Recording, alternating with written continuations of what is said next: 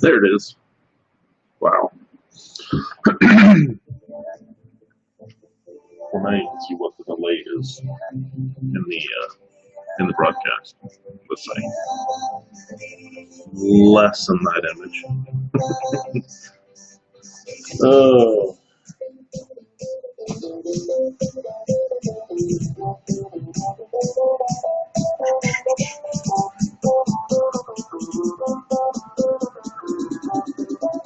Just jamming. Good morning. Turn that back down to a more reasonable level so mostly I just can hear it. How's it going this morning?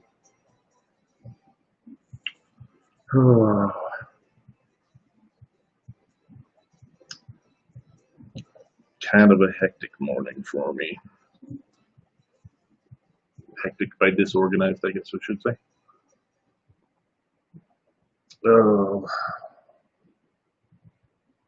Not sure where to set this right now. How's it going? Waiting for the second pot of coffee. Yeah, kind of got a lukewarm first cup of coffee. It is one of those days. Just didn't want to get out of bed, and once I got out of bed, I felt like I was running around in circles for a while. Pretty disorganized. Yeah. Because we're waiting for some people to filter in here. Got the feed up on in the background. Oh, got company, family coming in or something. Yeah. Old friends. Cool. Very cool.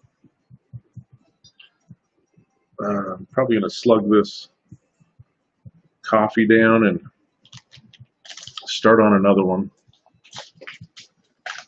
So was this a planned visit for a while, or was this just impromptu?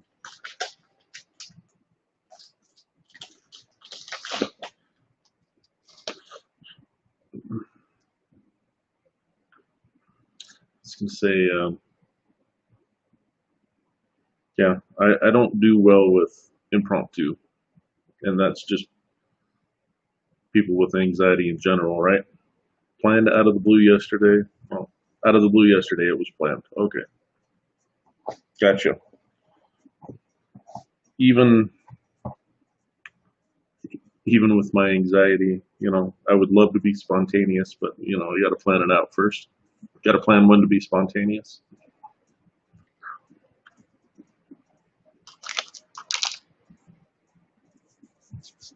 Didn't eat anything. Didn't get my coffee in. Haven't taken my meds yet.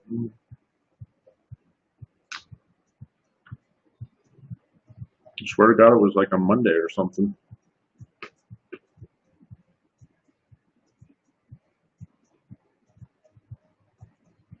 Anyway.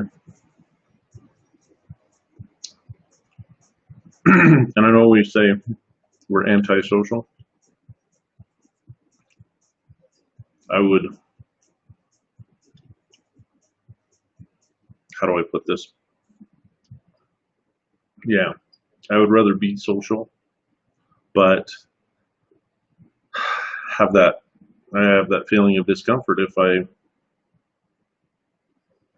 I don't have everything kind of planned out and know what to expect, kind of a thing, and trying to explain that to somebody that doesn't feel the same is hard. It's just like the people that don't understand anxiety saying, well, don't worry about it. Just don't worry about it, right? All right.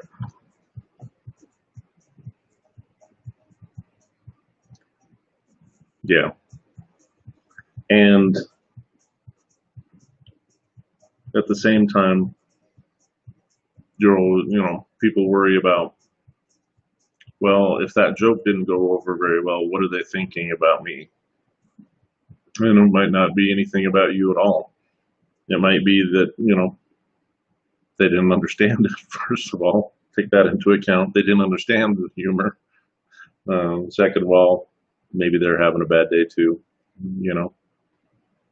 You're making jokes to try to make yourself feel more comfortable, and they're trying to figure out how to make themselves feel comfortable. It can be a whole thing. Oh. All right. I will be right back. Turn up. That's true. Never look at it from the other side. It's hard to. especially in the moment, right? You know, I'm gonna go grab another quick cup of coffee. Sorry to start and then just run off, but it's a necessity this morning, I swear.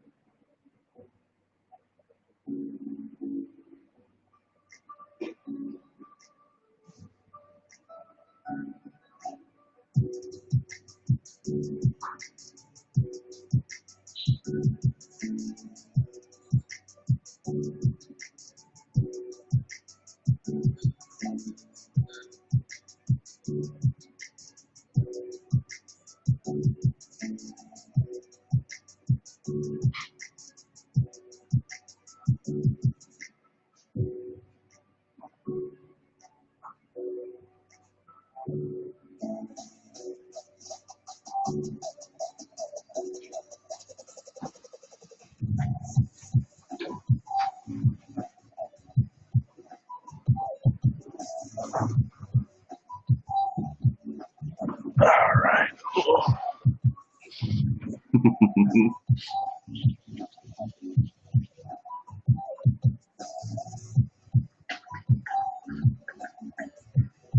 Gotta like the Harris-Heller music.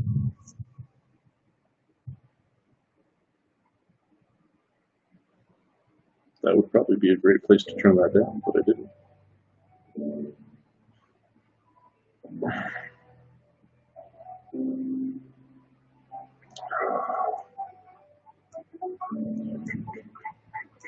I was gonna say, I hate when I very first go into Twitch on my phone for some stupid reason. It doesn't connect to chat right away. It says, lost connection to chat. I just barely opened it. Why isn't it not trying to connect? You know what I mean? Anyway.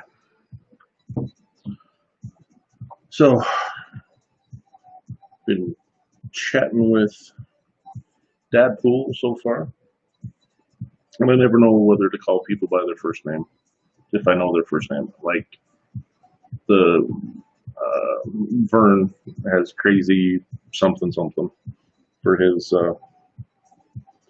name, and I know that he doesn't mind me calling him Vern, but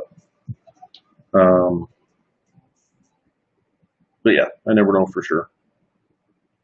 But anyway, let's open up Discord and figure out what the hell we were thinking this morning.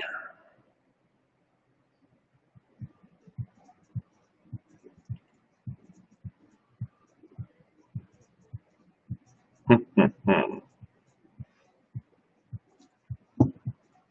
was going to say, I found just after I got off Monday offline, saw a article from CNN Travel.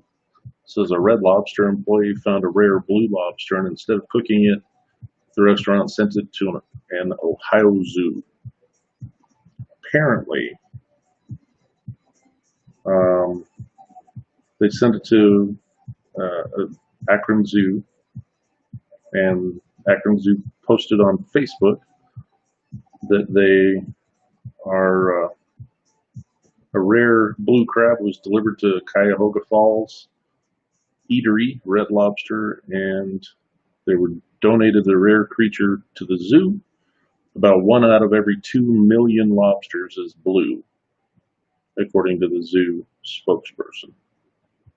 It's a genetic anomaly, extremely rare, and now he's got his own man cave. Yeah, exactly. And he looks huge too. I mean, the claws are huge for a lobster. His name is Claude. Claude. He's acclimating to his new home here at the Akron Zoo in a special tank that has been dubbed Claude's Man Cave by his team. The zoo said Claude is housed in their Commando Kingdom building, which is currently closed to the public because of the coronavirus pandemic. While this discovery is very rare, it is far from the first time a colored lobster has been discovered. In May of 2019, Massachusetts restaurants found blue lobster in its shipment and sent it to a local aquarium. A few months later, a fisherman in Maine caught a rare cotton candy colored lobster, not once but twice. And there was a month in between, so we caught either the same one twice or, yeah, exactly. I mean, so another area fisherman in Maine caught a two-toned red and black lobster, which is a 1 in 50 million find. That's cool. I like that stuff. You know, almost a reason to stop in Akron, or if you find yourself in Akron, Ohio, head to the zoo. Go tell Claude hi when they open it back up.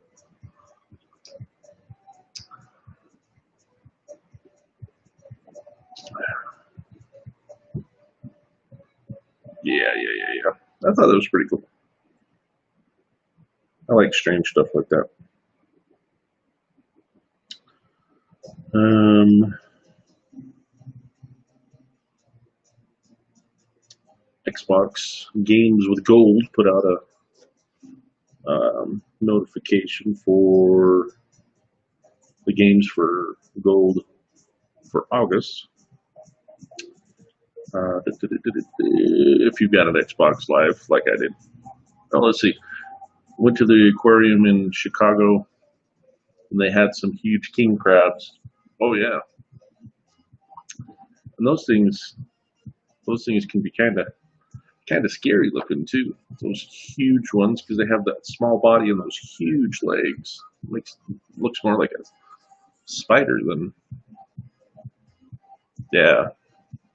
I mean, you think about the legs that you're cooking in the restaurant, and if they get longer than that, holy cow, they can stand up, you know, pretty far up off the bottom of the ocean floor, right? Sea spiders, scary shit. I worked with a guy who lived in Alaska. His mom was a nurse in a small village, right? And some of the residents would trade seafood instead of being able to pay with cash. They would pay her with whatever they had caught.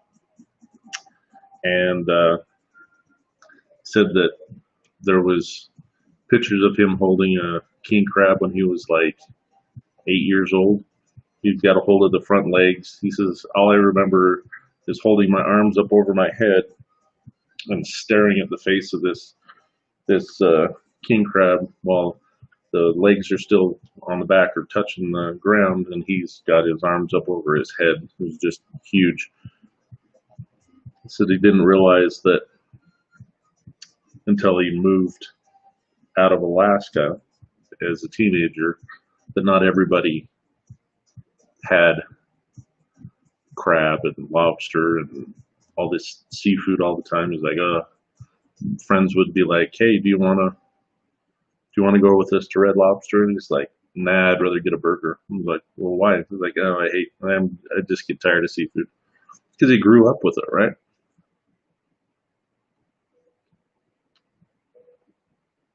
Yeah, grouper get huge. So there's a streamer that I watch. It's not really a streamer, videographer almost.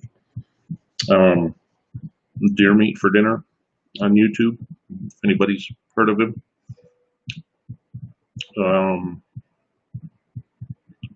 He lives in kind of Central Florida area, closer to the south part, but still mostly central, not really southern Florida. He goes diving. He does free diving for Florida lobster and whatnot.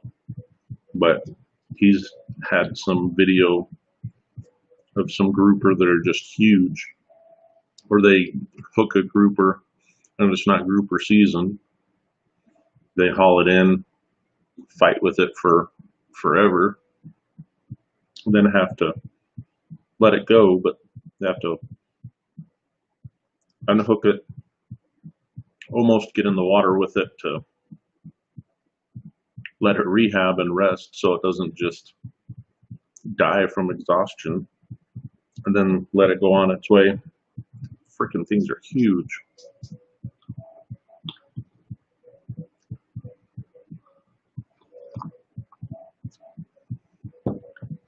Oh, seen a guy, wow. Seen a guy hook a great white, reeled it into the boat and watched it get sucked in by a grouper. Wow. Great white was about 12 feet long. Yeah, that's some scary stuff. So these news things are under a tab if you don't want to. I'm thinking about moving the ones that I haven't talked about into a separate file that only I can see, because I think it would suck if you went into that tab and then you read all of the articles, then I come in and all I do is talk about crap that you've already read. Didn't think about that at first, but I do post all of these articles in the Discord under news that Medic is sharing. I'm going to switch to my fancy streamer glasses. Oh, there we go. They're just medium range glasses instead of distance ones, because, like, why is the screen so blurry up close? Oh, that's why. They're not reading glasses, but they also have the UV protection, but so do those. A little bit of blue light protection for the eyes.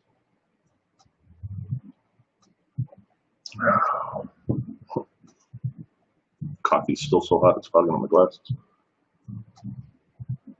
But anyway, so I'm going to create that tab and in the Discord, if you join the Discord. I don't automatically get notified, so if you join the Discord and I happen to miss you, make sure to just send me a quick message and I'll make sure you get the permission so you can actually see what we're talking about. Yeah, did you see after 25 years Luigi was found? Yeah, I saw that. I saw you posted that. One fan finally found him on Super Mario 64. Cool. I think one of my all-time favorite games was the Mario Kart, the first Mario Kart on Nintendo 64. That was still, it's one of my all-time favorites. I haven't done many of the others, but I regret not taking the old Nintendo 64 with me in the games when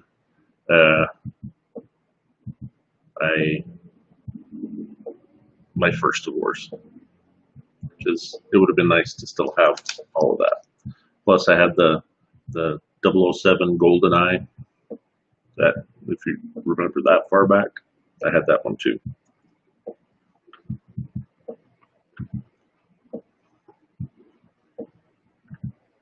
So, yes, Medic is old.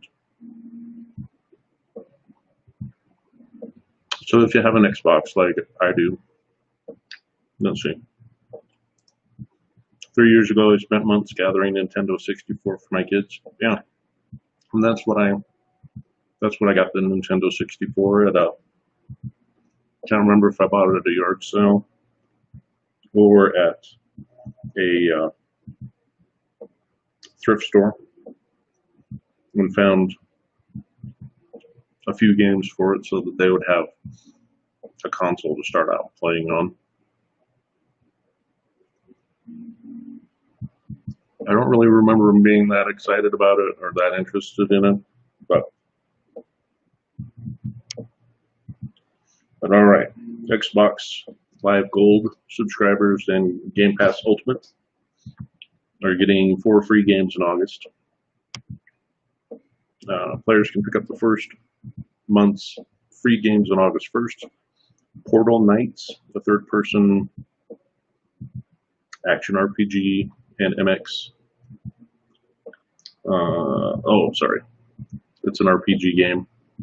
And then MX Unleashed, the classic Xbox dirt bike game with mid-2000s soundtrack of all time. Mid-2000s. We're not even in the mid-2000s yet. Anyway. And the other two will be August 16th. They'll be able to pick up the giant robot battle game Override Mech City Brawl and Red Faction 2, a fantastic, underappreciated Xbox era first-person shooter, taking down a corrupt government using really, really big guns, it says. So, yeah, of course, the cartridges are at least twice what they used to be, right? Twice the price when they came out. I played or paid $60 for Zelda. Yeah. Supply and demand, I guess. You know? So I do have the Xbox Ultimate Pass, so I just see some of these that come through there, and I just haven't gotten really interested in them. Mech City Brawl might be something that might be interesting. We'll check out Portal Knights if it. I'll have to look online to see if it looks interesting or not to me. But that comes back down to. Oh, that's not what I wanted. Shoot. Comes back down to. I kind of wish that I was gaming instead of. Oh, I accidentally clicked on my feed instead of just having my chat going. Damn it. Kind of wish I was still gaming too. Hate playing stupid numbers game trying to get this stupid affiliate, right? So I'm about ready to just say screw it and just stream what I want, I guess, and then have to work on it for 30 days after we get the equipment that I want to get to actually, I don't know. I get tired of. I want to stream because I want to be able to talk and share what I enjoy about games, but I don't know. I keep forgetting that instead of worrying about the numbers game, the reason that I'm streaming is so we can talk about issues that are affecting us every day, mental health issues that people don't want to talk about in public because, polite society doesn't talk about these things, and they should. I mean, you know what I mean? I should be able to talk about what's bothering me and not feel self-conscious about it. Yeah, I had 30 years of service in public safety and on ambulances and hospitals, clinics. I've seen some really nasty stuff, and it affected me. And now I have to deal with it every day, just like anybody else that experienced anything traumatic. We need tools to be able to handle those things. You know what I mean? So trying to get up the courage to do maybe even a short we'd call it like a self-meditation, or teach you like a self-meditation trick for taking 3 minutes, having a nice, good, calm, quiet surroundings for a minute, and just clearing your mind and concentrating on calming yourself, sensing how fast your heart's beating, being able to slow down your heartbeat, breathe normally instead of short and rapid, or just making sure to take like 3 minutes out of your day, de-stress, and then jump back in, full force. If that makes sense.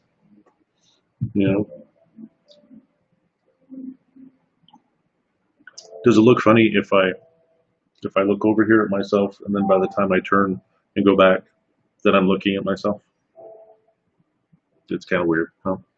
If I aimed it right at it, then it'd suck us into infinity, and I always hate that too when I'm looking in mirrors.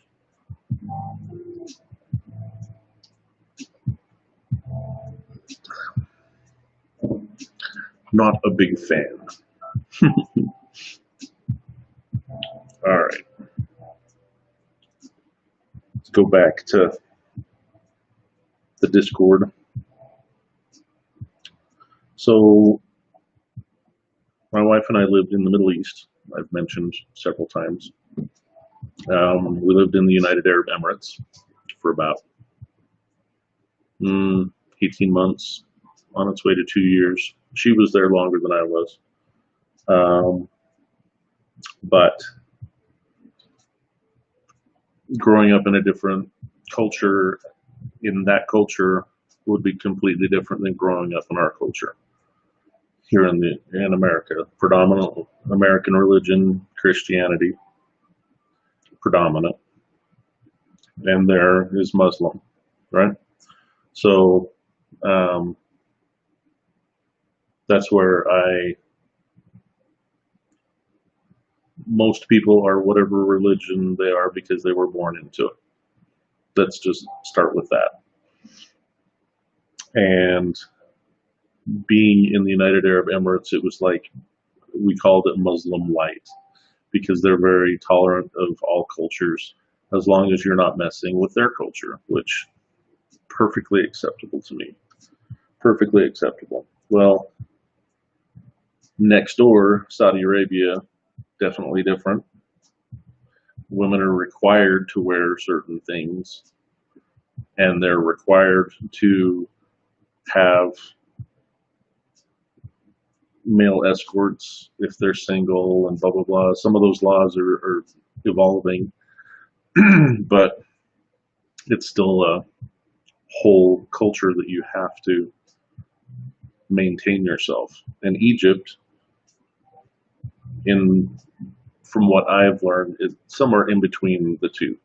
Somewhere in between how strict Saudi Arabia is, not quite as strict as some of the areas of Iran, and not quite as lenient as the United Arab Emirates, right? So, yeah. In Saudi Arabia, it's illegal to sing in public. Yeah. It's illegal to sing I think sing and dance.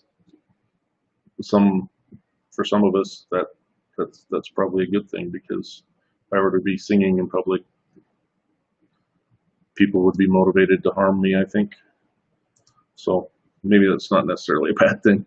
But in Egypt, 5 Egyptian influencers that were female have been sentenced to 2 years in prison for sharing quote-unquote indecent videos on TikTok.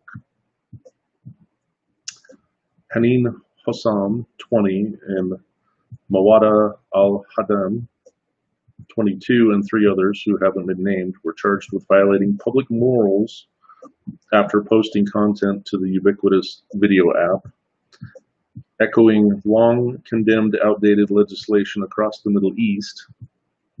Their arrests come as part of an Egyptian authorities' campaign against social media influencers in an effort to further policing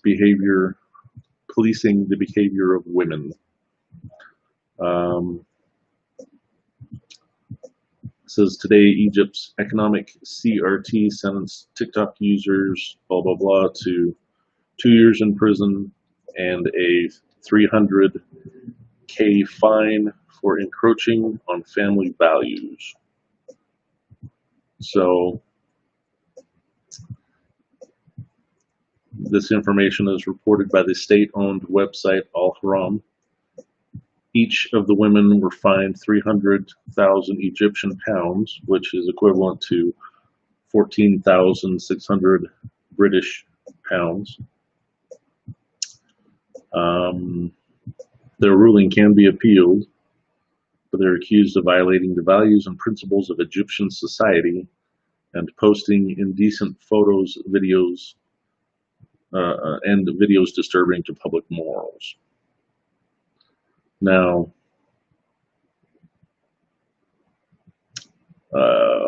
as per the Guardian publication, the women's rights lawyer Isitar Al-Said called it shocking, though it was expected. We will see what happens on appeal, she added. It's still a dangerous indicator regardless of the divergent views of the content presented by the girls on TikTok.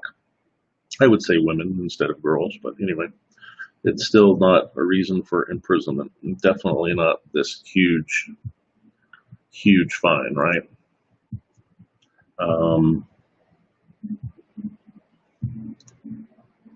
Hossam, an archaeology student at Cairo University, was arrested back in April after posting a 3-minute clip to her 1.3 million followers explaining that other girls should post videos of themselves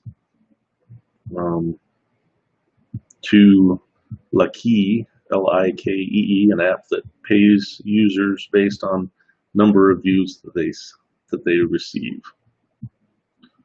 Prosecutors accused Hossam of inviting young women to sell sex online. Nothing she said in the video violated the law, by the way, according to her lawyer. The video is proof of her innocence, not the opposite. And it just has a quick clip. She's wearing a hoodie, which apparently is her trademark, has her hair completely covered, and it's even like a baggy hoodie at the same time. I don't know if she takes it off as far as the hood. I don't know. It's such a different culture over there. I mean, it's illegal in any Arab country to speak out against government of any type, even if the public view is not stated. If you state it in print or broadcast it, then you can be arrested and sentenced to prison. Now, the prison in the United Arab Emirates, I'm sure it's better than other countries by far, but it's out in the empty quarter, and all of you that have seen Star Wars have seen versions of the empty quarter. You just don't realize it. The largest sand desert in the world is mostly in the United Arab Emirates. There's a very cheesy resort. When we say cheesy, it's very touristy resort called Arabian Nights. They say it's Abu Dhabi, but it's out in the empty quarter, and it takes you a long time to get there. Well, if you continue past Arabian Nights, which I want to say you're driving out into the desert, like I think it was over an hour from when you left the edge of civilization and out into the empty quarter, where they've just compacted sand down into a hard road. That way it's not paved. Compacted the sand down, and they keep it compacted. And essentially, the sand that drifts over, they almost use like snowplow-like blades to keep the sand off of it and then repack. If you drive another hour or two past there, that's where the prison is out there in the empty quarter. And so in Star Wars, the episode 4, for those of us that were born and were kids in the 70s, the first Star Wars that came out in theaters, but the 4th in the saga, right? Tatooine is the empty quarter out in the middle of the desert. And when we drove out to Arabian Nights with a friend of my wife's to stay. We stayed a couple of nights out there.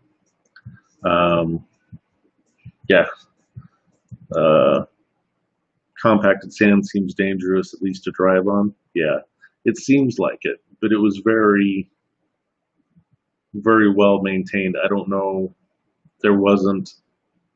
it's not a paved road.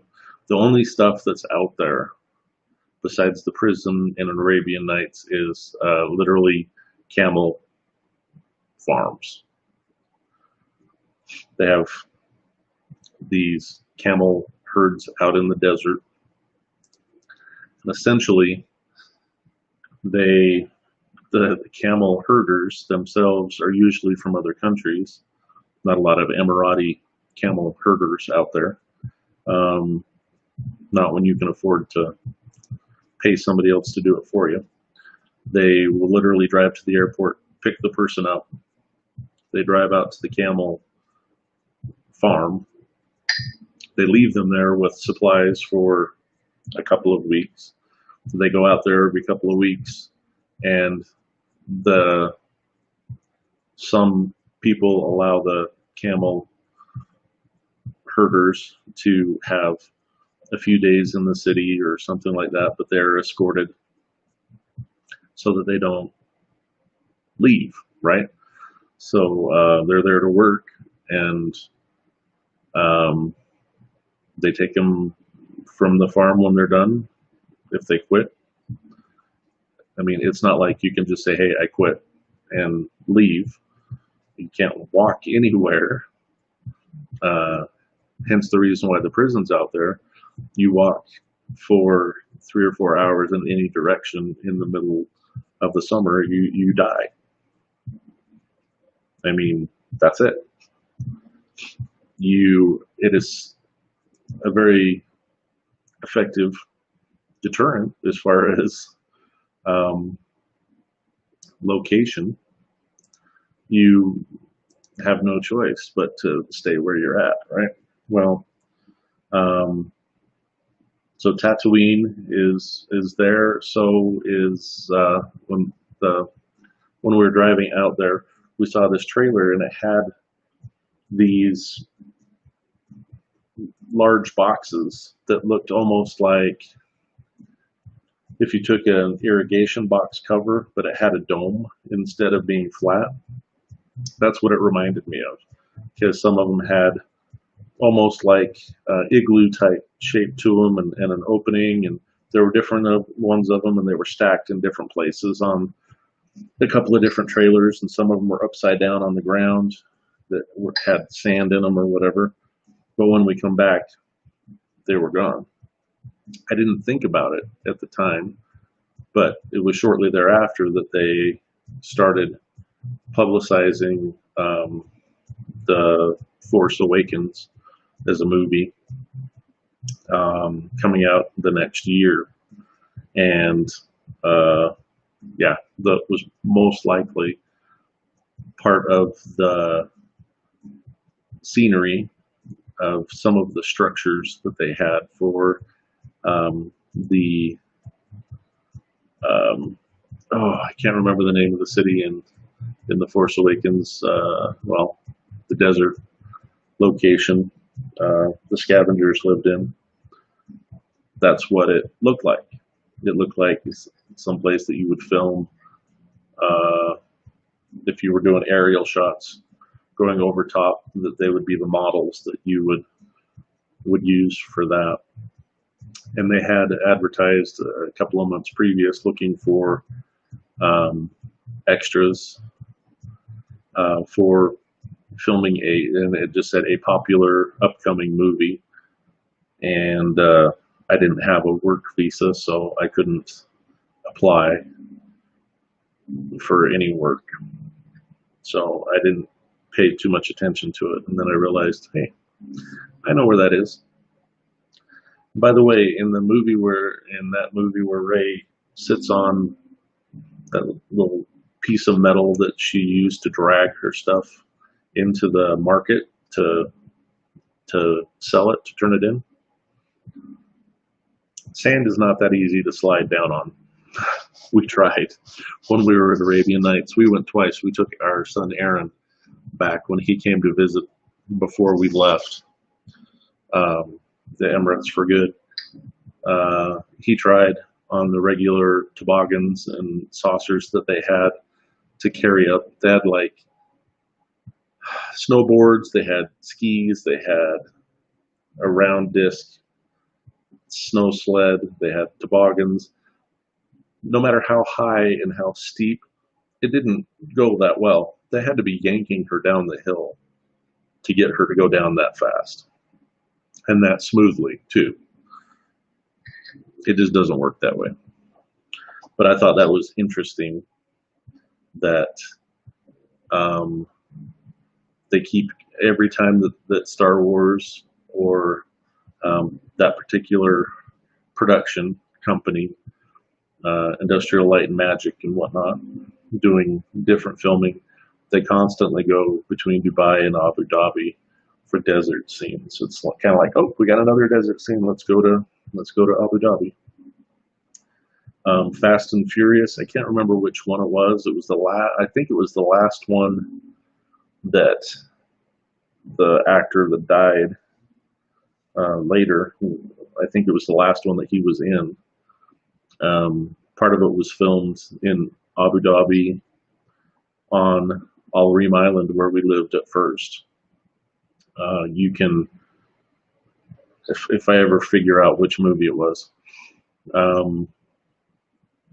from our building, you could see where they would chase the cars down into the construction areas. It was construction for us. There's a huge high rises that would get built on for a while, and if the economy dipped, they would just mothball it. And then when the economy come back, they would start building again. And so there were all these big, huge, empty apartment buildings.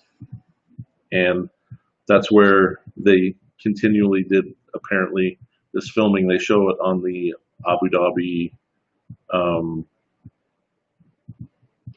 basically Chamber of Commerce type website. They show them chasing him down into Al Reem and coming back around.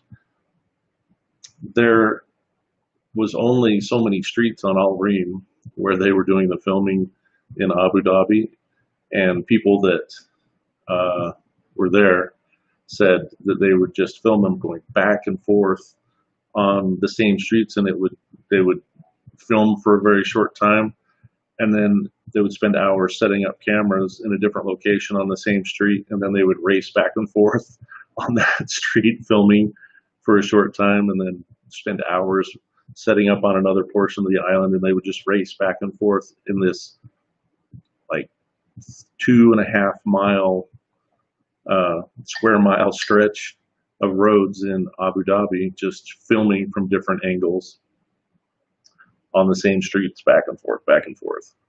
So I thought that was interesting to learn where we lived. But Anyway, oh, need to try to grab my meds. That's one thing that I am horrible about. My wife tries to get me to use the app that goes along with the little containers and everything, but I've tried setting alarms, I've tried multiple alarms, I've tried post-it notes, I still can manage to ignore all of that and forget to take my meds.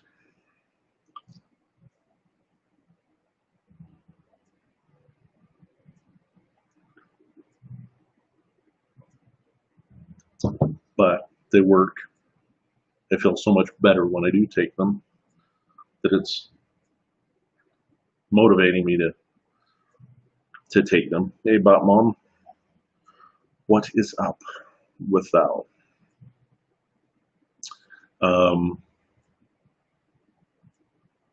One of my medications I've taken off and on for years was Wellbutrin.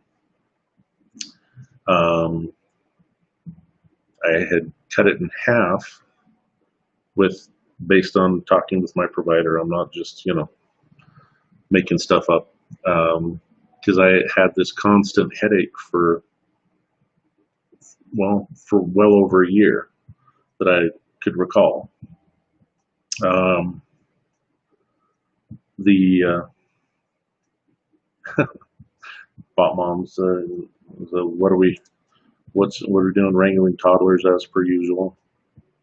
And then Dad says, yeah, we currently have 6 kids there. And that's exactly what I said too. Yikes. But I had cut it in half. The headache went away, and I was so grateful that the headache went away. But over a very short time, my sleep started getting screwed up. And finally, when things started to get a little extra stressful here, and I'm like, all right, I've done all kinds of lifestyle changes and choices and whatnot. What else can I do? And I'm like, well, maybe I'll just go back to taking that medication twice a day. And within days of me doing that, I'm actually able to sleep through the night for the first time since, since before Kate left for Florida, So medications are a good thing for some people. They're not for others. But yeah, my daughter here. I love that I can see you twice. Yeah, I was commenting on that to Dadpool there. I said just make sure that I don't turn the computer too far to where we get the infinity view and maybe suck our souls into the everlasting there. I hate that view, that infinity view, when people put up mirrors on opposing walls. I hate that. Had a barber that I went to as a kid that had that in there, and it just, yeah, seasoned medic in a parallel universe. Yeah, exactly. It's like I always, and even as a kid, I would like stare at that mirror the whole time that he's cutting my hair, not even paying attention to what he was doing, just waiting for one of me or one of him to turn and look at me instead of, every other one looking in one direction. I would just look to see if just one of them would just turn and look, make eye contact with me directly or something. Yeah. So, Dadpool says he never sleeps through the night. Yeah. So that's my issue where I'm going to stream I can fit everything I have backdrop and not show my messy house. Yeah, exactly. I mean, I have just this little corner of our house, and it looks fairly well put together and everything. But I mean, there's boxes and things that are stacked over here. There's furniture that's taken apart and ready to move. It's this place is chaos. Yeah, the infinity view gives me big time anxiety. I've watched too many scary movies, I guess. That's probably what it comes down to. Um, yeah, used to do that with the medicine cabinet door in my parents' bathroom as a kid. It's freaking weird. Yeah, exactly. I that's a freaky view, and I, I mean, that's like nightmarish for me. Um, but yeah, so if there's someplace, I know that you're using your television um, as part of your stream, so it's not like you can just take a 55-inch or 60-inch television set and turn it facing away from something so you can have your camera on it.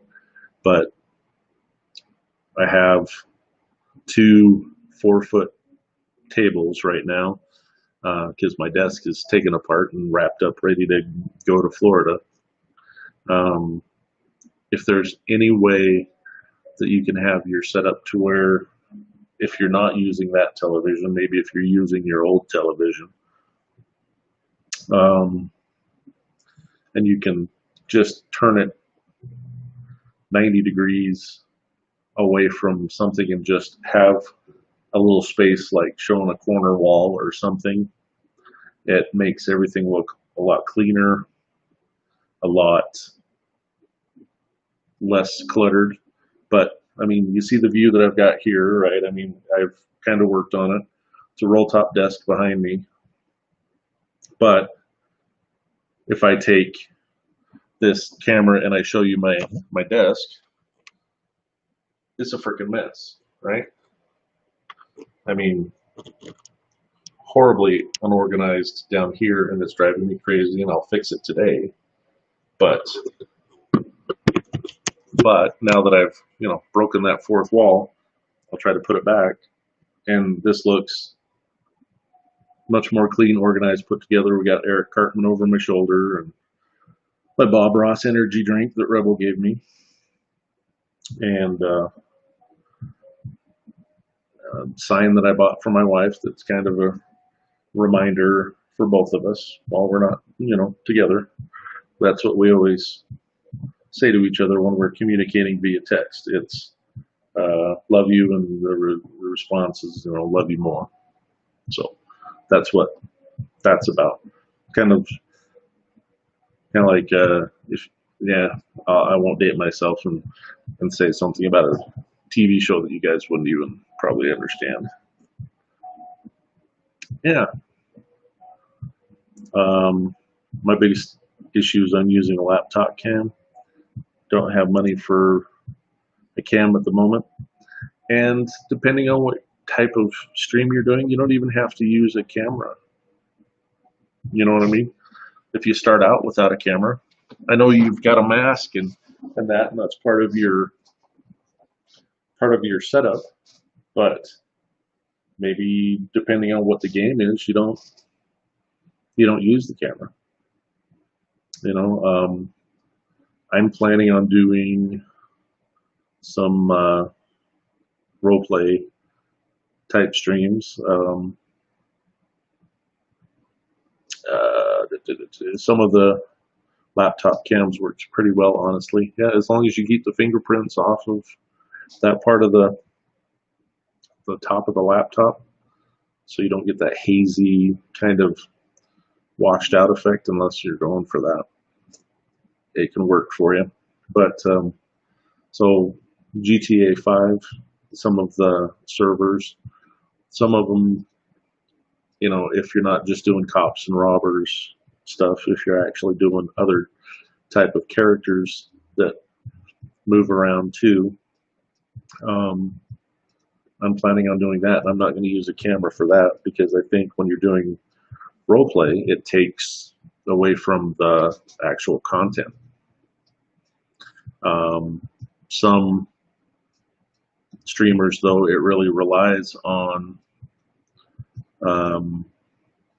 their stream really relies on their personality, um, and they feel as though part of their personality is their face, and so they always keep that in the foreground. But there's a few streamers that do role-playing stuff that I have no idea what they look like, but I still like to watch their stuff.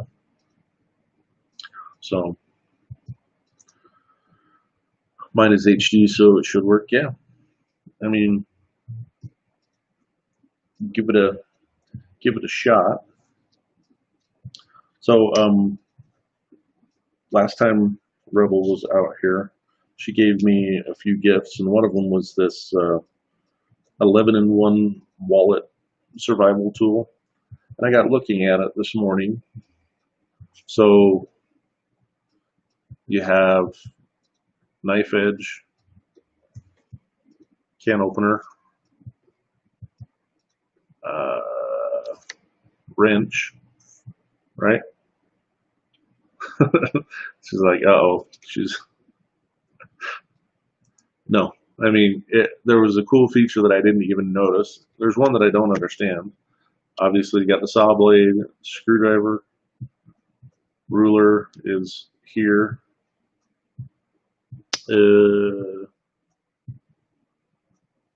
Why they decided to show the wrench again on the other side, I don't know. But for some reason, it says here is something to do with it has an oil can. Don't understand that. So there's a different sized wrench over here, but this part right here, where this is I had to read on it. There's the whole back side of the card that comes with it was how to use it, and it's an ancillary compass. Let's see. Gotta go, wife's about being on your phone. Gotcha. Well, you have a good day. Appreciate you for stopping by. So basically, you set this thing down on top of the cover, and then you fill this part up with water and take a needle, a pin, or a paper clip, part of a paper clip. You charge or magnetize, basically charge it. It's not going to be magnetic. You charge the piece of metal by rubbing it in your hair, get some static. We'll see you later, Deadpool. Appreciate you. And place a segment of leaf that will float on that bubble of water that you've got there. And with all of the little directional things, if I can get it to focus on it, you can, once you have that floating and the piece of metal sitting right on top of the leaf, it should show you which direction magnetic north is. And then you can align this where the larger point cut out here points north, and you can try to figure out where it is, where the sun's going to come up, go down, that kind of thing. Yeah. She's like, I remember seeing that it said it had a compass, but it didn't know how it worked. I didn't either. Until this morning, for some reason, I pulled it out. It was sitting on my bedside table. It hadn't quite got packed away. That was pretty damn interesting. I don't know. I will keep it with my other, essentially, emergency survival stuff.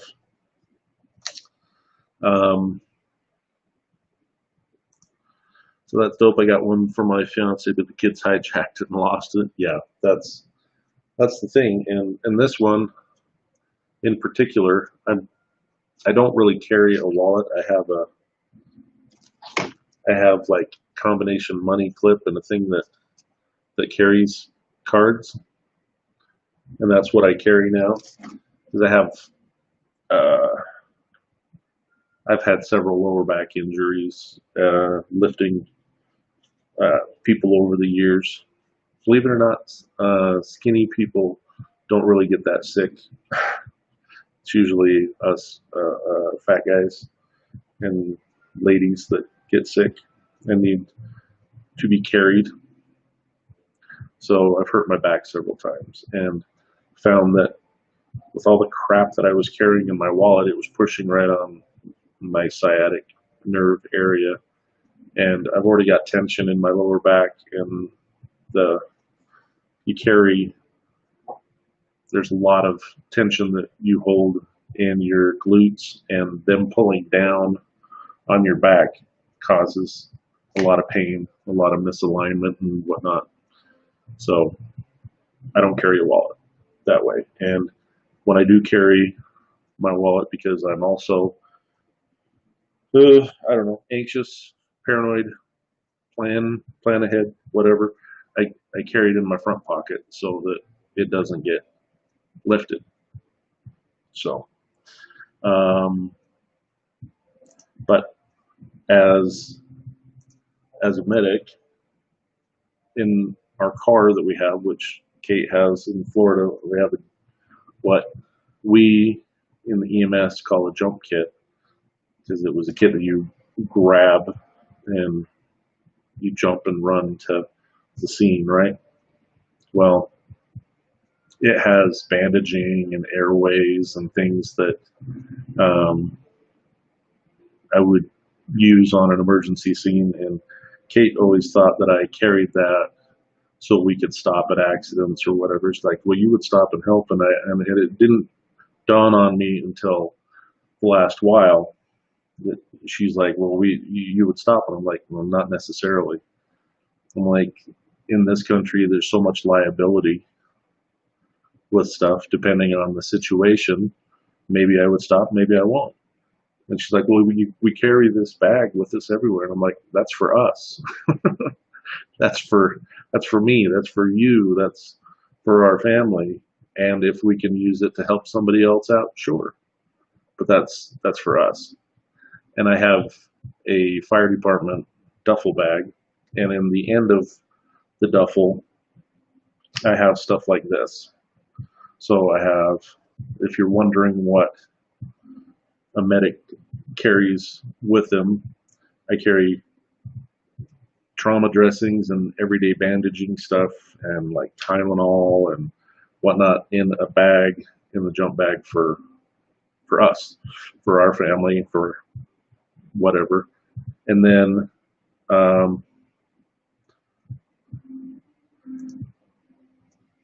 do EMTs have a Hippocratic oath, or is that just doctors? Basically, depending on what state you're in, is whether you're certified or you're licensed. Everybody is getting down to being licensed. And yeah, Ed Bell, she's like, he's a paramedic now, he's not an EMT. Let's see. Oh,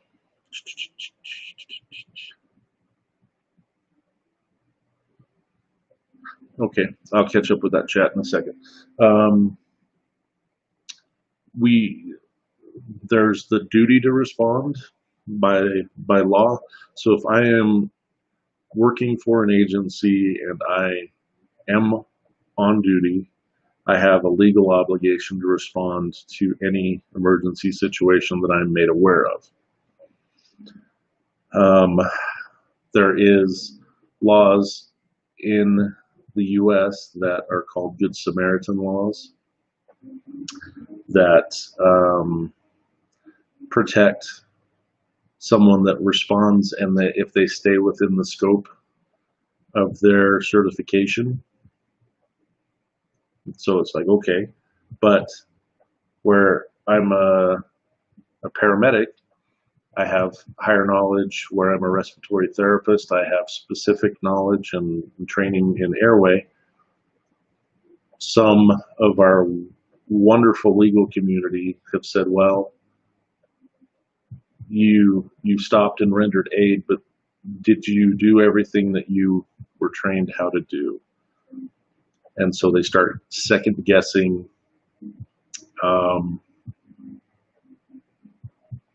if we did everything that we could possibly do.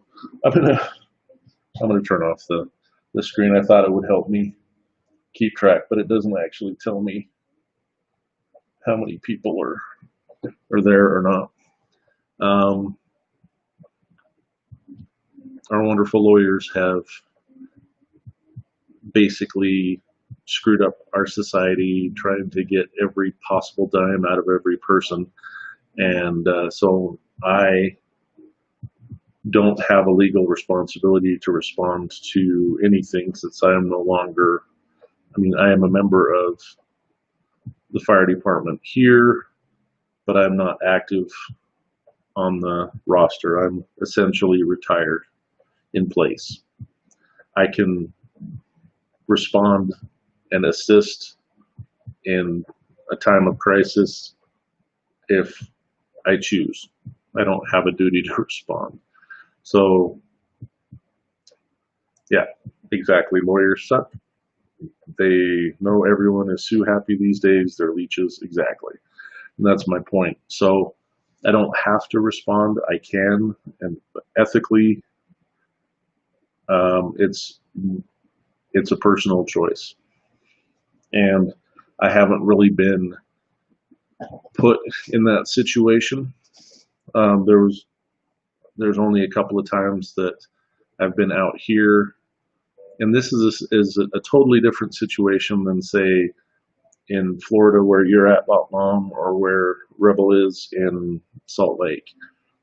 Out here, let's say there was something that was out on our Highway 5, which kind of dissects Highway 13 in our county. It takes me about 30 minutes to drive from here to get to Highway 5. So I am about 3 to 5 minutes away from the hospital here. So I would be at least 35 minutes to Highway 5, and then depending on what part of Highway 5 they're on, you add on top of that.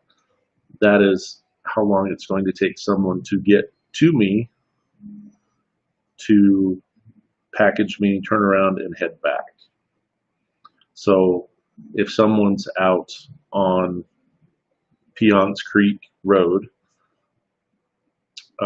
you can almost guarantee that it's going to be like an hour and a half minimum before you get to a hospital. It's almost closer to drive, depending on where on Piceance Creek you are, to drive from there to Rifle down to their hospital than it is to drive up here to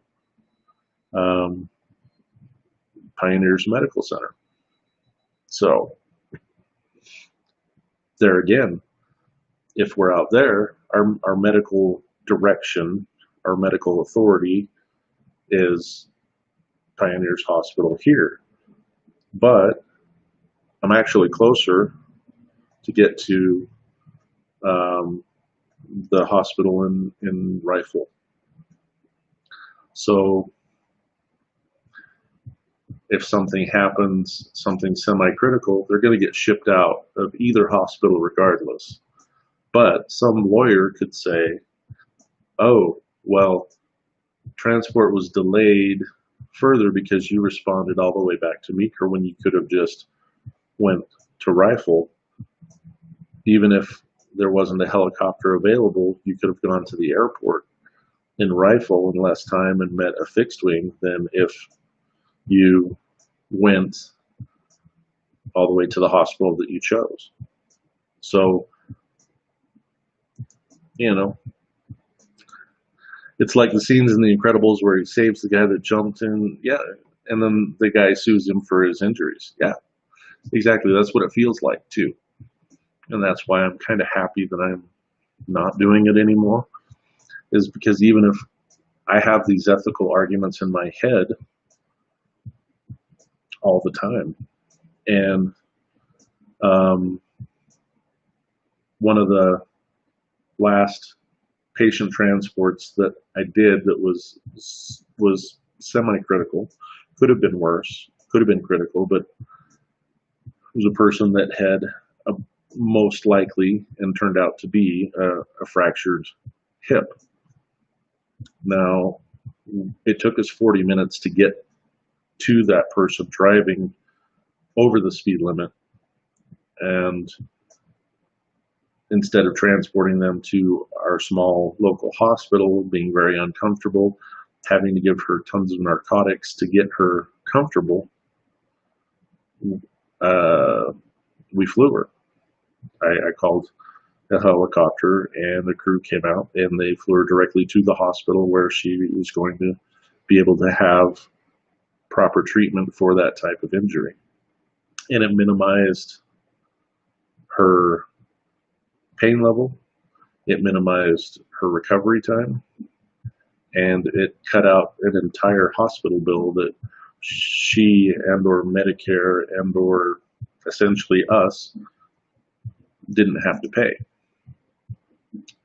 But there were some people that live in this community that are like, well, things were a lot simpler before we threw paramedics into the mix, and so things get really expensive when you have to fly somebody. So we saved them a hospital bill, but that helicopter is going to cost them thousands of dollars. Well, they were going to get flown out anyway. If not, then she was going to get doped up, put in an ambulance, and bounce down our wonderful Colorado mountain roads all the way to Grand Junction, which 2 hours on a gurney with a broken hip and limited narcotics for an elderly person. So I had people second guessing whether I should have done that or not. Same thing with, we only had 2 paramedics in our town. Now we only have 1. We do have a nurse that is able to operate at her level of knowledge and certification, so it's essentially like having a 3rd paramedic in town. So really they have 2 now, at least at the time that I retired. And so I just like grit my teeth and like, you know what? The family themselves have said nothing negative about it. It said everything positive, right? And by the way, the air ambulance service out of the hospital in Grand Junction has a maximum that they charge for their service and is covered by most major insurance, and oftentimes they write off the portion of the bill that goes to the patient unless their insurance company will not allow them to write it off. Not the hospital's insurance company, the person's insurance company. And there are insurance companies in this wonderful country of ours. They're like, well, if you're going to make me pay my portion, they have to pay their portion, or we're not going to pay you at all. The other air ambulance service that is in our area, there's a couple that can fly into here, but one that's more common, their average bill starts around 10 grand. The one out of the hospital in Grand Junction, the max that they charge is around 6. So if I was ever injured here and needed air transport, I was going to say, well, if they're not available, then I'll stay here until they are. Care Flight of the Rockies is the one out of St. Mary's and Grand Junction. So it's just economics, really. If I'm going to be going to Grand Junction anyway, I may as well have the critical care nurses from the hospital that I'm going to taking care of me on the way there. Let's see, I was charged $3,000, $3,000 to see triage at the hospital and wait in the waiting room for 4 hours, and finally left for a gallbladder attack. Yeah, they literally charged me for sitting in the waiting room. Yep. And that's where I just, it starts to get into politics, which is, there's two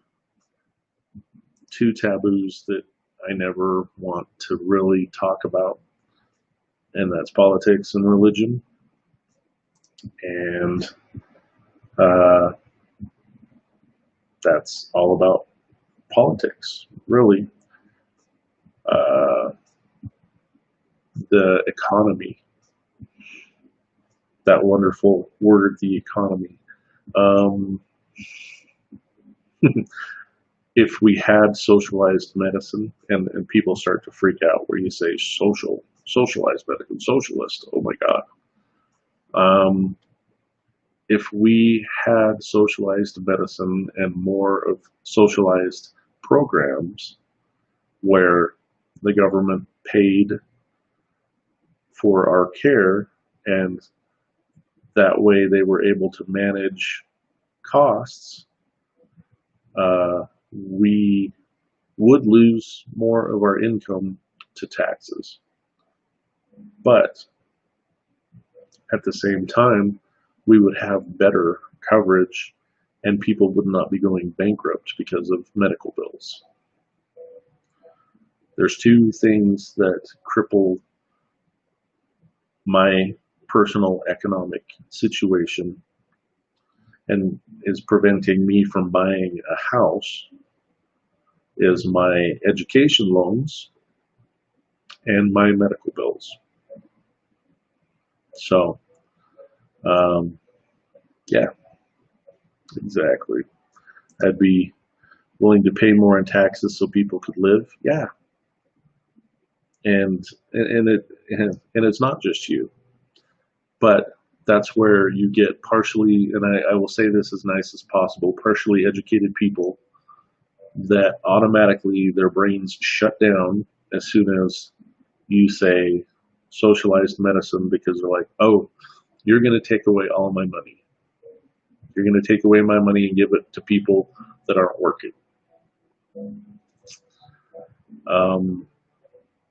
If the people that would benefit from these programs would actually think of what they're talking about before they speak, they would realize that 70% of people that are part of the GOP, the grand old party, the Republican Party, 70% of the people that support that party actually would benefit more from the ideals of the opposing party as far as social programs go.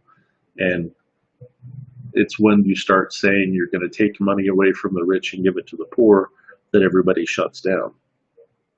70% of the people that support that major party in our country are poor. They don't realize that they have been educated and have a knee-jerk response to staying under the thumb of government. So, okay, there's my political view. It's not letting people that don't have medical knowledge tell me what kind of care I'm going to have. It is a government that will limit the amount of money that insurance companies or that medical providers will be able to charge so that people can afford to be taken care of. That's what it comes down to. Bare bones. And it's when we start tacking on earmarks. Okay, well, I'll pass this if you give my state this. I'll vote with you on this one if you vote for me on that one. If we banned earmarks and only had legislation that was just straightforward and went on one subject, the actual thing that they're crafting the law for, and got rid of earmarks, a lot of the lifetime politicians wouldn't stay where they're at, because the earmarks are where the money's being made and the money's being exchanged.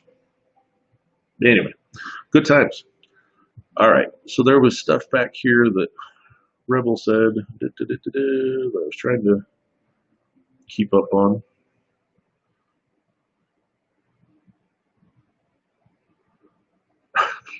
Okay, well, let's see. Oh, okay. Speaking of fire, I found Mickey Mouse firefighter plush on my birthday. That's awesome. I was going to say, you need to save some more of your money that you are working so hard to make and quit giving it to the damn secondhand stores, kid. Just saying. Yeah. Mm-hmm. Once again, yeah, yeah, sells most of them. Yeah, okay, Dad. Go to bed, old man. Yep, I hear you. I know. Wow, you're getting a $2 an hour raise. That's awesome. I always loved when my former ambulance employer would tell me, well, we're giving you the biggest raises that we've given since I've been in charge of this company. We're giving you the largest raise. They gave a 2% raise, 2.5 or something like that. I was like, all right. If I was an EMT at that time, which I was now as a paramedic, but if I was an EMT at that time, EMTs were making on average $8.75. So let's just bump it up to 9, right? So they're getting an extra 9 cents an hour times 9, or times, yeah, an extra 9 cents an hour times a 10-hour shift. Ooh, I got an extra 90 cents, not an hour, an extra 9 cents, and you are telling me that I'm an ungrateful employee because that's the largest raise you've ever given? And after what they charge for ambulance bills, and once again, we're talking, you charge so much, but then you opens off for deals for insurance companies. But the average person that doesn't have, if you don't have any insurance and they don't write your bill off, well, you're screwed. So, yep. Costco's setting the standard. Yeah. I mean, that's awesome that you guys are being put out there. I mean, you are a frontline worker, just as important to our culture, our operating country. Medical responders are only taking care of those people that get sick. Walmart, all the retailers that are supplies, you're affecting everybody, not just people that are sick. And I'm not first responders or medical care providers at all. If you guys weren't working, then even the medical provider wouldn't have to wear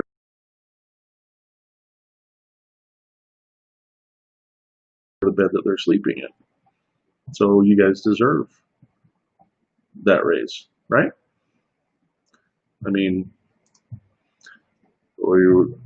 we couldn't operate as a society without you. So now that we're all got our feel goods going,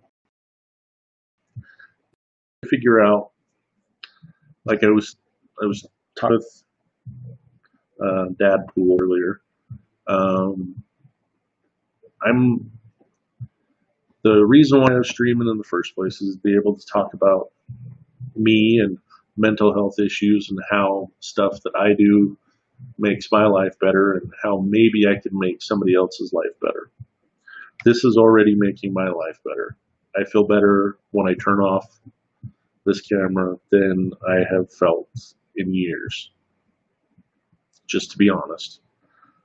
I do game to de-stress, and some days I game the entire day. You know what I mean? Some days I don't even turn on the TV. It just all depends on what's going on that day. I cook. I like to be outside sometimes.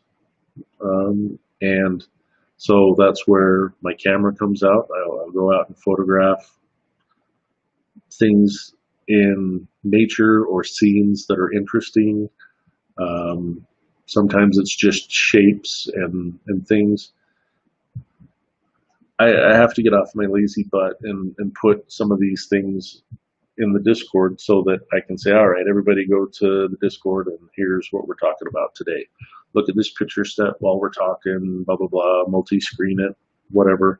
I don't have that ability right now to show these pictures on Restream because I'm not paying for it, right? I'm there through the grace of the Restream people. So as we grow this as a stream, it'll only get better. But until I have the equipment, I don't think I'm going to get affiliate level until I have a decent computer set up and I can be a little bit more proficient and appear more professional, because I don't know if I'll ever get more professional, but I'll appear more professional. And I don't know that that's actually really the point. I know as a streaming society, Botmom can understand this.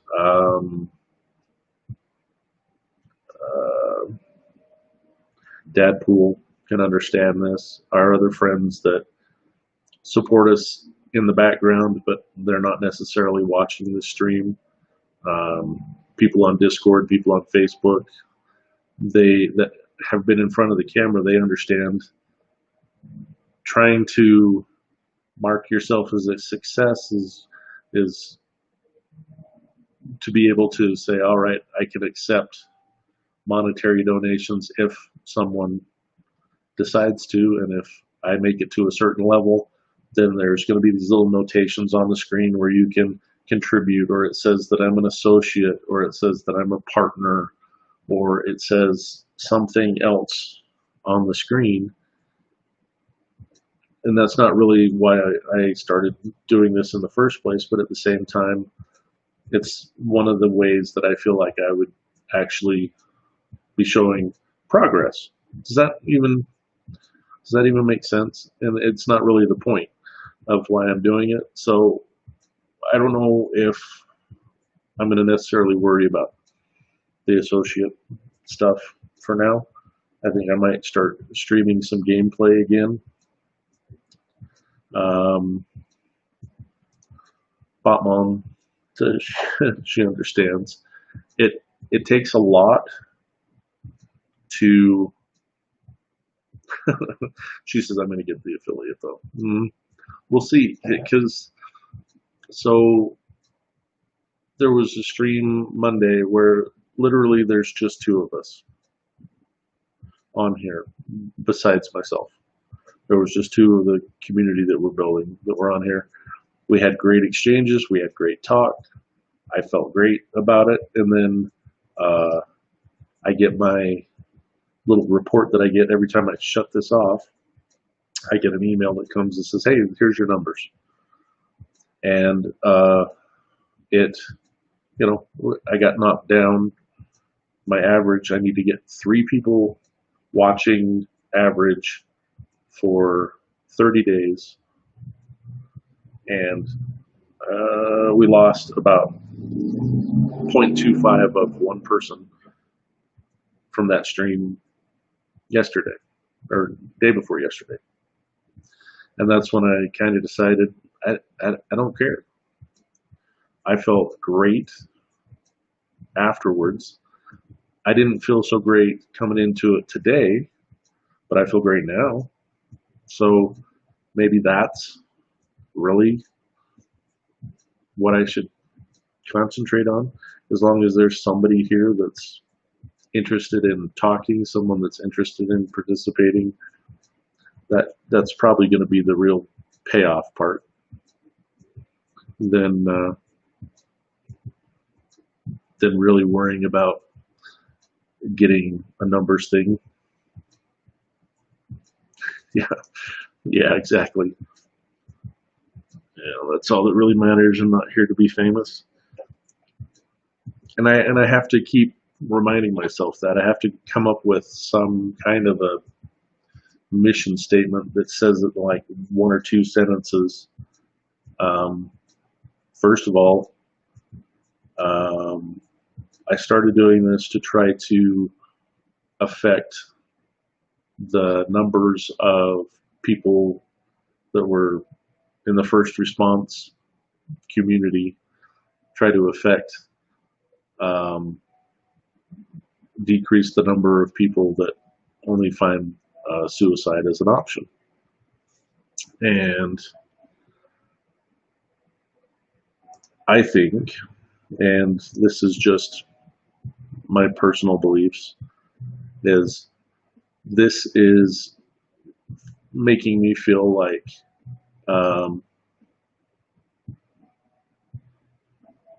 it's affecting me for the positive. I feel better. It gives me a sense of purpose, since I am not working any longer due to decision from myself and my wife. I do a lot better when I'm not working, and this is still work. Like EMS, this is something that will never be complete, right? It'll go on because there will always be people out there that need somebody to reach out and say, hey, I understand what you're feeling. That old story that Vern had given me to talk about, it's like the soldier in the bottom of the hole. It was he put it as an EMT or paramedic in the bottom of the hole, but it's the military guy. Is where he came out of, I think, World War I or II. The guy at the bottom of the hole, basically, he's depressed. The moral of the story, he's depressed and he's suicidal. His commander comes by and says, hey, use the tools that you were given. We trained you how to take care of yourself. Use what you were given. Well, that doesn't always work. You need some support. Doctor comes by.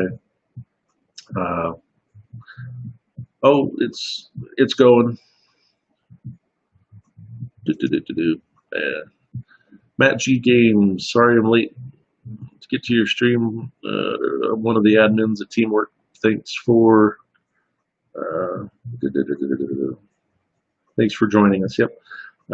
Teamwork is a Discord community that supports streamers, uh, and appreciate you, Matty G.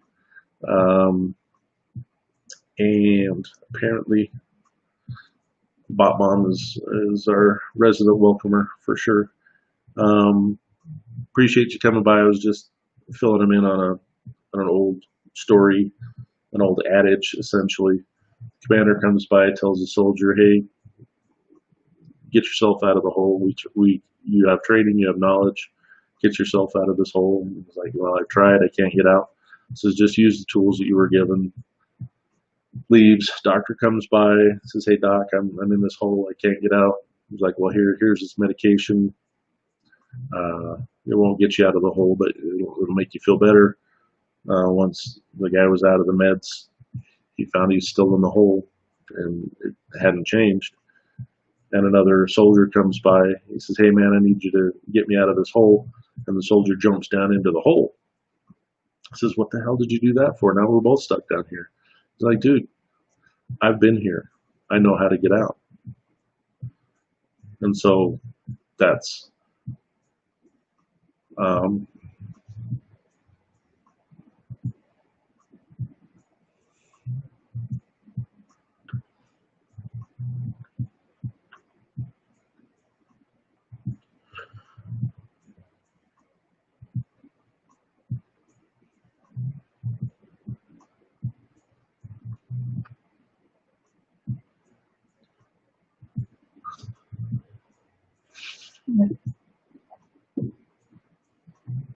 that's what I'm trying to do. Trying to help somebody else out of a hole.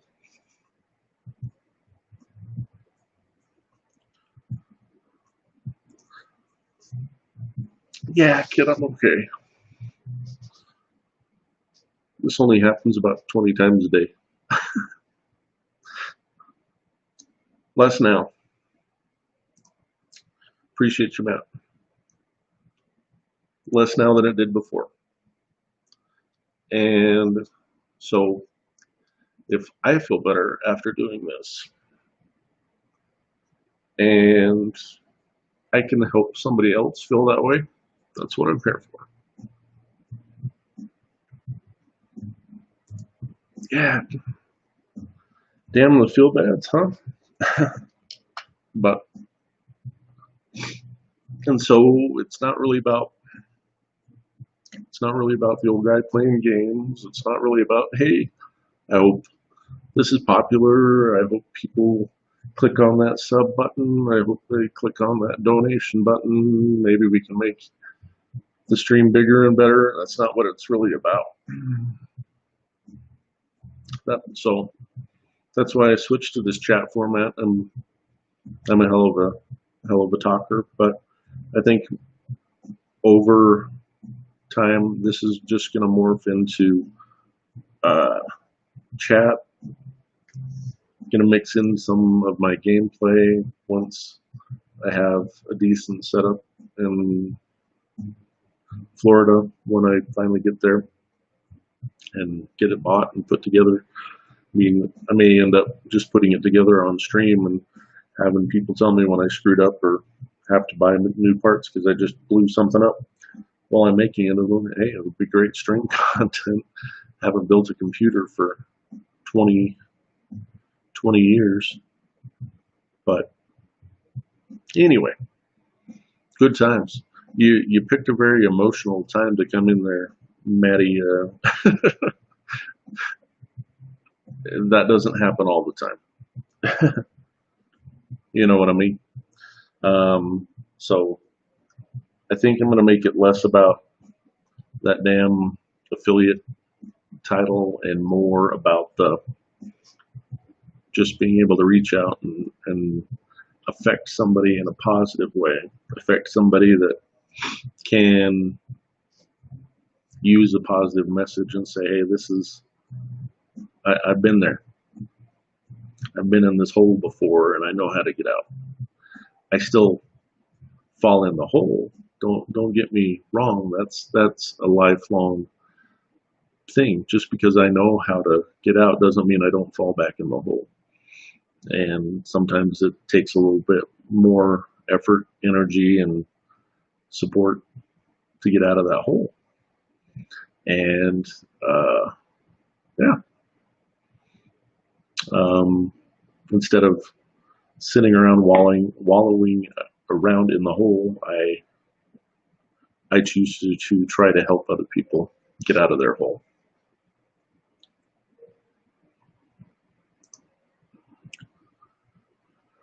Let's see.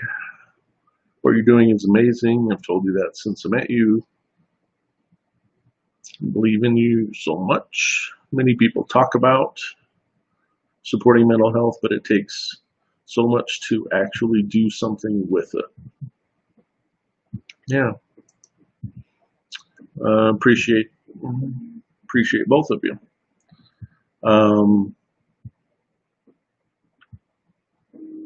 It takes, I mean, so for this to be a whole stream where I can, because I've seen Bot Mom on her Facebook gaming page. I know what my daughter looks like, and I, talk to Greg, and we game Call of Duty Plunder most nights for a couple of hours every night. And so I know that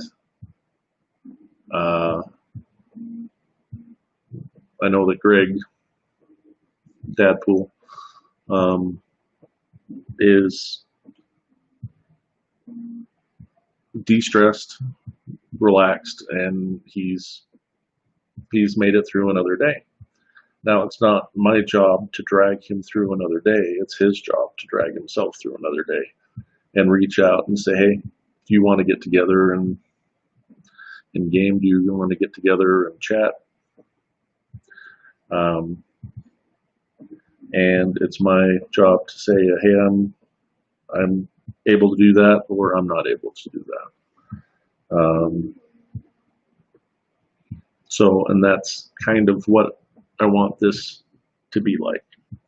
It takes a lot to not have something else as that conduit. I tried to use gameplay and try to fit this kind of chat into gameplay, but unless people know that that's what they're getting into, they don't react very, very well to, hey, when I'm reaching out in a gameplay society which is full of people with emotional problems,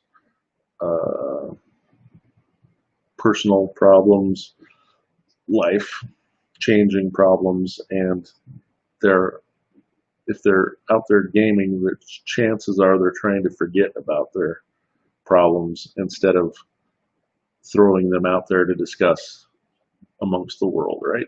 So that's not necessarily the best place to talk about it, but I can have them come to this, say, hey, Monday, Wednesday, Friday, we talk about stuff. Why don't you stop by? That would be great. Some of the gameplay people might stop in. Some people from Facebook that just like chat might stop in. Which reminds me, if you're seeing this on YouTube or Facebook, please leave a comment, even if it's after we're not live. That way I know that it's actually reaching people on Facebook.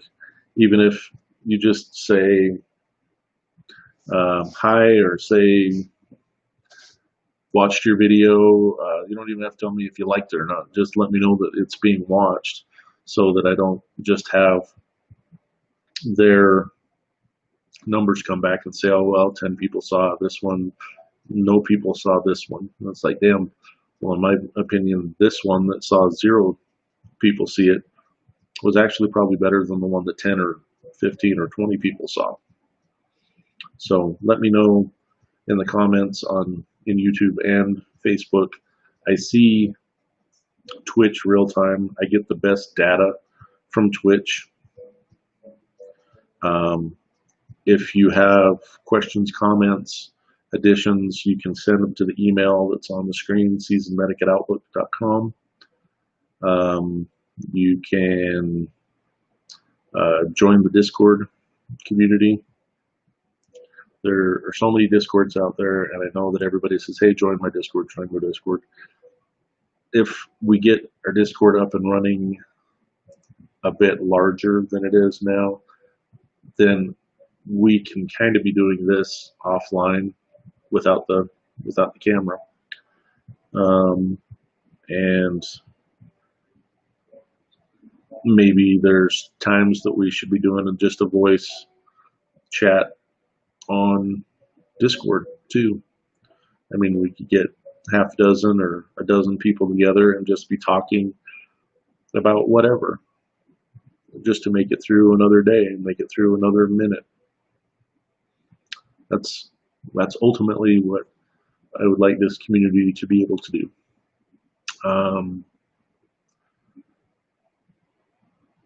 Damn, they got this last half hour or so has been pretty damn serious. And as most of you know, I'm not really that serious most of the time. Is there anything else that anybody wants to bring up before we bring another successful, in my mind, stream to a close? Appreciate everybody that stopped by, especially the people that are newer. Xenodeath from Teamwork, Maddie G Games from Teamwork, of course our regulars, Bot Mom Gaming from Facebook.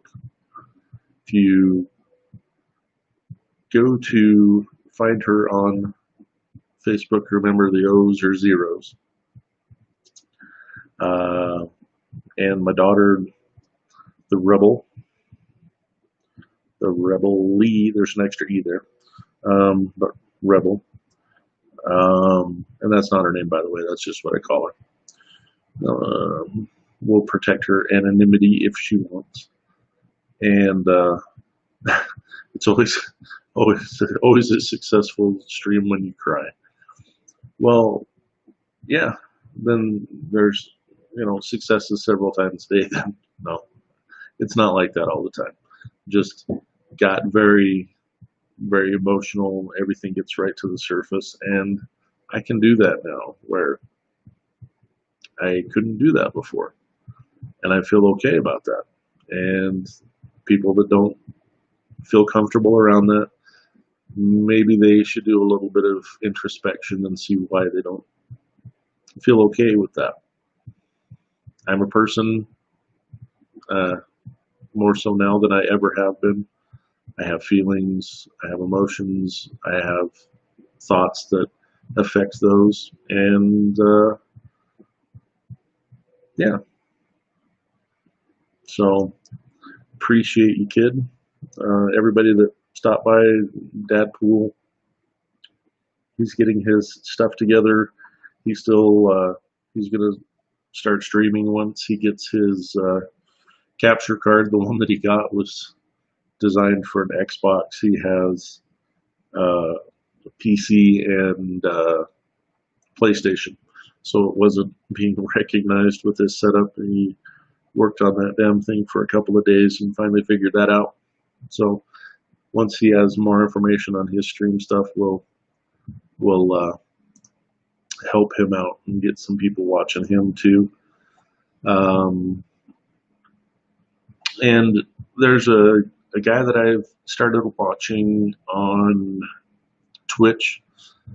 He's called the Donut King. And he's a donut maker in Southwest Florida. Why there are so many streamers in Florida, I don't know. Is there something in the water there, Bot Mom, that makes people streamers or something. I don't know.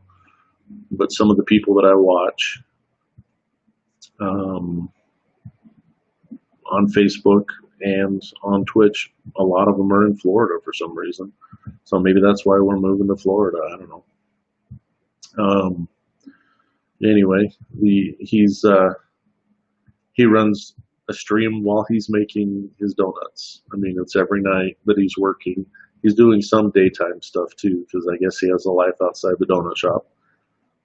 But he runs a very positive stream, and he wants to reach out to other positive communities, and I've talked to him a little bit on whispers on Twitch, so in the background, and he may come on and just try to discuss what his stream is like, why he does what he does or what he does, and how a donut maker became a streamer that's just a just chatting type streamer just like this. So I got to figure out what kind of questions to ask him and that, but I haven't really had conversations with him yet, so it's hard to come up with things to ask other than just about donuts. And I used to work in a donut shop, and I already know a great deal about donuts, as well as my own personal research into the subject that barely fits into this chair. So I may end up having him on a Q&A stream for half hour, an hour, however long it's working. But have to figure out when to do that, whether to wait until we're set up in Florida or whether to try to do it earlier than that. We'll figure it out. But all right, I will go ahead and end the stream here, and we'll see you guys again hopefully on Friday. There may be some gaming streams if you keep an eye out on your Facebook and on your Twitch notifications. I might stream some Red Dead Redemption, may stream Dadpool and I with Plunder one of these nights just to see if we get any interest that way. And Bot Mom, you said you wanted to join us. We pretty much, when I'm playing with Dadpool, we only do Plunder. We don't do the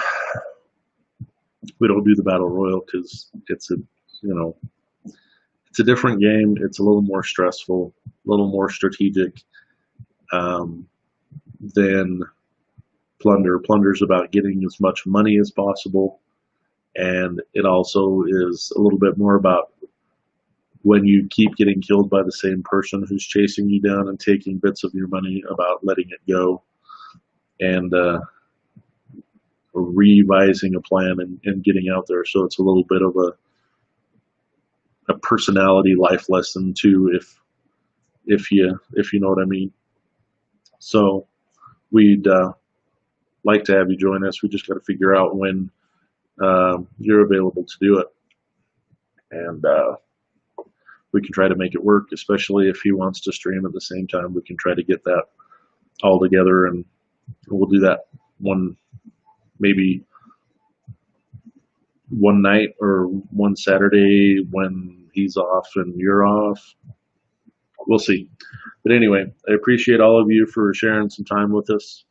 Hopefully this is helping some other people. I know that it's helping me, and as long as I'm helping one person besides myself, then I think that I'm a success. So as always, I'll go ahead and end the stream now with, I hope you guys have a great day and a great tomorrow, not just because I said so, but because you guys deserve it.